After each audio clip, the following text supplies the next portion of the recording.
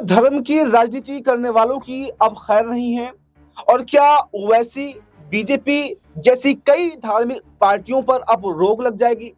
दरअसल मैं ऐसा क्यों कह रहा हूं? आज सुप्रीम कोर्ट ने एक बड़ा फैसला दिया। एक याचिका लगाई गई थी सुप्रीम कोर्ट में एआईएमआईएम के खिलाफ, खास तौर से ओवैसी के खिलाफ।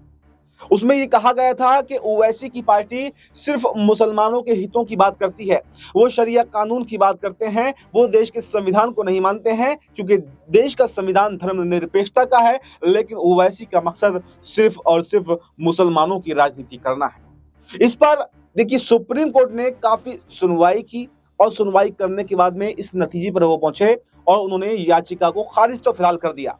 उन्होंने कहा कि अगर खाली आप एक विशेष पार्टी के खिलाफ ये याचिका लगा रहे हैं तो इसे बिल्कुल भी मंजूर नहीं किया जाएगा, क्योंकि सिर्फ ओवैसी नहीं बल्कि देश के अंदर कई और सारी पार्टियां ऐसी हैं जो या तो जाति के आधार पर बनी है, धर्म के आधार पर बनी है, भाषा के आधार पर बनी है या फिर क्षेत्र के आधार पर बनी है।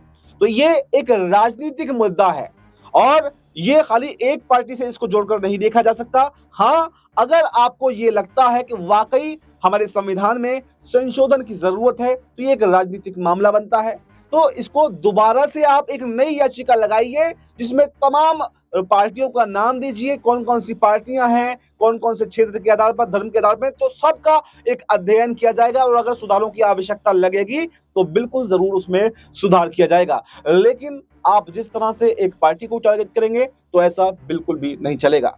यानी सुप्रीम कोर्ट ने यह बता दिया कि अगर मान्यता रद्द होगी तो सिर्फ ओवैसी की पार्टी की नहीं होगी, क्योंकि बीजेपी भी यही काम करती है और बीजेपी पर खुल्लम खुल्ला आरोप भी रखते हैं।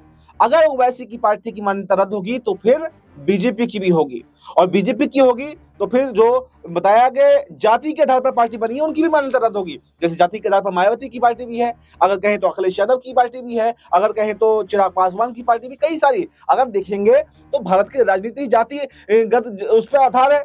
जाति के आधार पर आज भी वोट दिए जाते हैं, भले ही कांग्रेस जातिगत पार्टी न रही हो, लेकिन उसके आधार पर भी जो नेता चुने जाते हैं उन्हें जाति के आधार पर वोट बैंक मिलता है। तो ये एक उलझा हुआ मामला है, लेकिन सुप्रीम कोर्ट ने एक बात तो साफ कर दी है कि अगर आने वाले समय में ये देखने को मिल सकता है सुप्रीम कोर्ट अगर सख्त हुआ और याचिका लगाई गई तो या तो धर्म की राजनीति बंद हो जाएगी या फिर ऐसी पार्टियों पर ही लगाम लग जाएगी जो धर्म की राजनीति करते हैं। यानी आने वाले समय में बीजेपी को अपनी राजनीति चेंज करनी पड़ सकती है, ओवैसी को भी अपनी राजनीति चेंज करनी पड़ सकती है, जबकि कांग्रेस इसमें फिर भी एक ऊंचे स्थान पर है, उसको ज्यादा नुकसान इन चीजों का नहीं होगा। तो ये देखना दिलचस्प रहेगा कि क्या वाकई एक नई गाइडलाइन बनाई जाएगी और सुप्रीम कोर्ट एक दिशा निर्देश जारी करेगा और उसके अनुसार ही आने वाले समय में राजनीति के दिशा निर्देश जो हैं वो तय किए जाएंगे। इस पूरे मुद्दे पर आपकी क्या राय है, क्या ये सही है या गलत है? जो भी राय हो वो कमेंट बॉक्स में जरूर बताएं और फिलहाल मुझे दीजिए इजाजत।